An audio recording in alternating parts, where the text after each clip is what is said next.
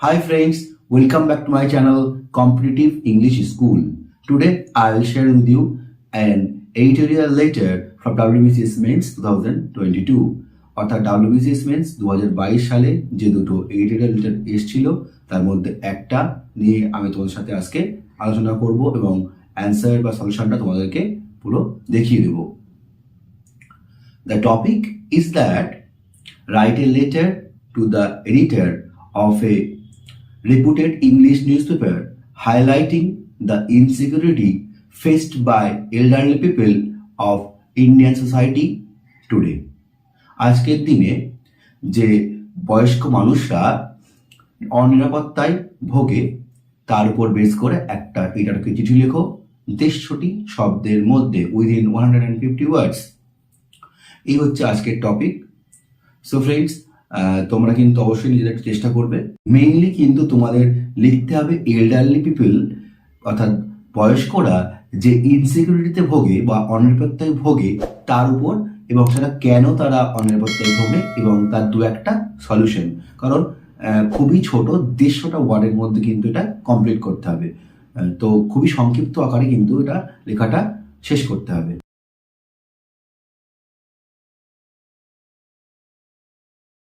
So friends, let's have a look to the answer what I have prepared today to share with you. Friends, একদম প্রথমে editorial লেটারের ক্ষেত্রে আমাদের লিখতে হবে প্রথমে to the editor, XY newspaper Z place.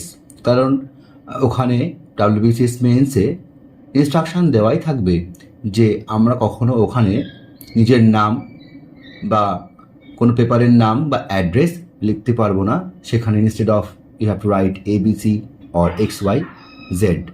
আমি এখানে নাম দিয়েছি XY newspaper Z place. Subject কোশ্চেনে দেওয়াই আছে, সেটাই আমি লিখেছি insecurity faced by elderly people in India today. Insecurity যে এল্ডারলি পিপল অর্থাৎ বয়স্ক মানুষেরা অনিরাপত্তায় ভোগে আজকের দিনে, সেটাই হচ্ছে এর সাবজেক্ট। যেরকম একটা সাবজেক্ট অবশ্যই লিখতে হবে, তারপর স্যালুটেশন স্যার দিয়ে একটা কমা অবশ্যই দিতে হবে এবং তারপর শুরু করতে হবে।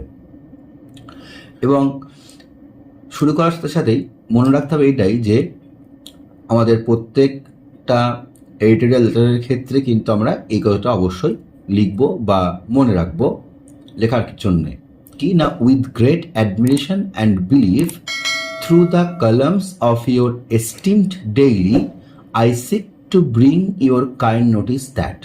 তাহলে উইথ গ্রেট অ্যাডমিরেশন এবং বিলিভ বিশ্বাসযোগ্যতার সাথে through the columns of your esteem daily আপনার প্রতিদিনের নিউজ পেপারের যে কলামগুলো থাকে, I seek to bring your kind notice আমি আপনার নজরে আনতে চাই যে দ্যাট এই with great admiration and belief না লিখে লেখা যেতে পারে please allow me through the columns of your esteemed daily, তাহলে ওয়ার্ড কিছুটা আর একটু কমে আসবে।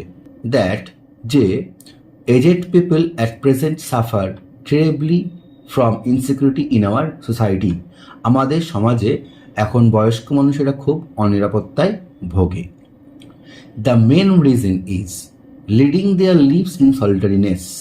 আসল কারণ হচ্ছে তারা তাদের জীবনটা কাটায় একাকিত্বের মধ্যে দিয়ে, একা থাকার জন্যে।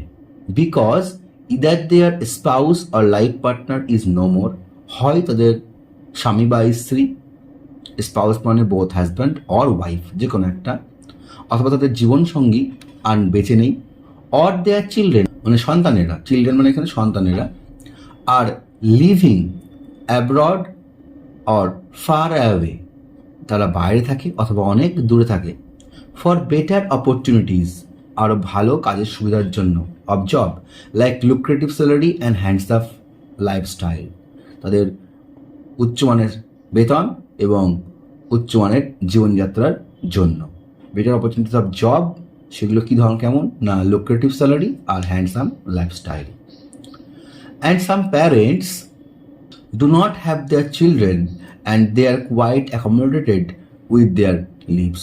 দেখা যায় কিছু কিছু প্যারেন্টসের চিলড্রেন নেই এবং তারা এই জীবনটা তো একাকিত্ব বা দুজনে থাকা এমন জীবনের সাথে তারা আবার খাপ খাইয়ে নিতে পারে। But loneliness minimises social connection that lead them into mental agony. কিন্তু একাকিত্ব যারা একা একা থাকে তাদের সোশ্যাল কানেকশনটা কমিয়ে দেয়। অর্থাৎ বাড়িতে যদি কথা বলার লোকই না থাকে, কথা বলবে কার সাথে, কোনো কানেকশনই তো হবে না। That lead them into mental অ্যাগনি, সেটা তাদের চালনা করে একটা মানসিক যন্ত্রণা, অন্তর্বেদনায় নিয়ে যায়। It also affects them physically, তাহলে এটা তাদেরকে শারীরিকভাবেও ক্ষতি করে। তাহলে মেন্টাল থেকে আস্তে আস্তে শরীরের মধ্যেও ছড়িয়ে পড়ে। Owing to senescence they suffer from various diseases. তাহলে ওয়িং টু কনসোনেসেন্স কথাটার অর্থ হচ্ছে ডিকে ফর ওল্ড এজ, বয়স্ককালের যে ক্ষয় হয় মানুষের শরীরের, তাহলে সেই কারণে ওল্ড এজের কারণে তারা বিভিন্ন রকমের রোগে ভোগে। আমরা বাড়িতে দেখতেই পাই বয়স্ক বাবা মা হয়ে গেলে তাদের কিন্তু বিভিন্ন রকমের রোগ দেখা যায়। In that situation they cannot even share their thoughts and feel utterly helpless. এই অবস্থায় তারা তাদের চিন্তাভাবনা কথা শেয়ারও করতে পারে না, আবার একদম অসহায় বোধ করে। একে তারা রোগে ভোগে, তারপর আবার অসহায় বোধ করে। কোশ্চেনে কিন্তু বলাই আছে যে 150টা ওয়ার্ডের মধ্যে শেষ করতে হবে, তো খুব সংক্ষিপ্ত আকারেই এটা প্রেজেন্ট করতে হবে। তাহলে আমি একটা ছোট্ট করে সলিউশন দিয়েছি। What is need of the hour in that situation is having an assistant who can look after them if their children are not living with them. তাহলে এখন যা অত্যন্ত জরুরি, খুব urgent, what is the need of the hour in that situation, এরকম সিচুয়েশনে বা এরকম পরিস্থিতিতে যেটা দরকার সেটা হচ্ছে ইজ হ্যাভিং অ্যান অ্যাসিস্ট্যান্ট, তাদের একটা হেল্পার বা অ্যাসিস্ট্যান্ট রাখা দরকার। Who can look after them, যারা তাদের দেখাশোনা করতে পারবে। If their children are not living with them, যদি তাদের সন্তানরা তাদের সঙ্গে না থাকে। They should be taken into an old aged home to live unitedly and can be taken care of. তাদেরকে রাখা উচিত হবে একটা বয়স্ক মানুষদের হোমে, অর্থাৎ তাদের বৃদ্ধাশ্রমে রাখা হতে পারে। সেক্ষেত্রে তাদের কি সুবিধা হবে, তারা একসাথে থাকতে পারবে, to live unitedly and can be taken care of, এবং তাদের সেখানে যত্ন নেওয়া হবে বা তাদের দেখাশোনা করবে, সেখানে লোকজন থাকে অনেকে, তাদের দেখাশোনা করতে পারবে। তাহলে এই হচ্ছে মেন বডি। তারপর তোমাদের অবশ্যই লিখতে হবে থ্যাঙ্কিং ইউ, একটু নিচের থেকে থ্যাঙ্কিং ইউ লিখতে হবে, ধন্যবাদ দিয়ে, ধন্যবাদের সাথে। তারপর কিন্তু একটা অবশ্যই ডেট দিতে হবে, ডেটটা তোমরা এক্সামিনেশন দিনও দিতে পারো।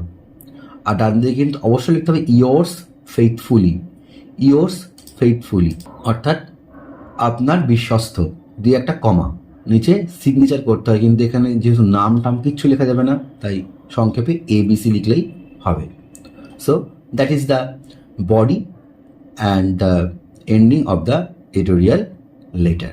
সো ফ্রেন্ডস, এই ছিল আমার আজকের ভিডিও। তো তোমরা দেখতেই পাচ্ছ খুব সংক্ষিপ্ত আকারে উইদিন 150 ওয়ার্ডস, 150টা ওয়ার্ডের মধ্যে বা 2-3টে ওয়ার্ড বেশি হতে পারে, আমি অ্যান্সারটা শেষ করেছি।